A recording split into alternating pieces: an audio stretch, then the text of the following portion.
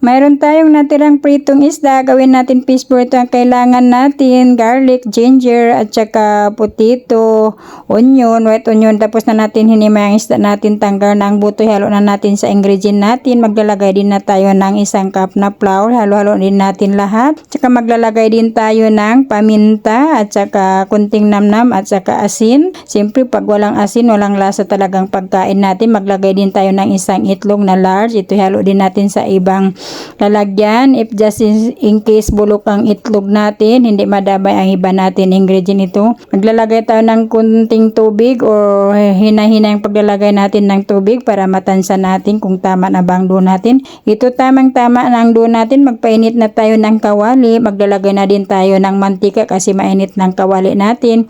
Tansa natin kung mainit na. Ito mainit na. Dapat hindi masyadong mainit para hindi masunog ang fishball natin. Maglalagay na tayo ng fishball mga kasinag. Ito halo-halo natin or mix-mix natin. Ibaliktarin natin habang nagluluto tayo. Gumawa na tayo ng ng sauce natin. Ito 1 kutsara cornstarch.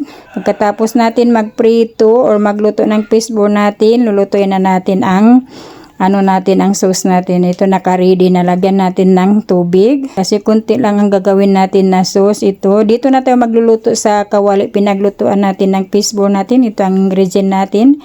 Tinanggal lang natin ang oil. Ito, lutong-luto ng ingredient natin. Lalagay na natin ng timpla natin sauce. Ang amoy mga kasinag. Maglagay na natin ng kunting suka. Tansa-tansa lang. At saka namnam and maysa, chili. Ito na lahat. Ready to eat na. Tara, kain na tayo mga kasinag. Napakasarap. I-try nyo na gumawa. Hanggang dito na lang ang video natin. Thank you for watching and God bless everyone.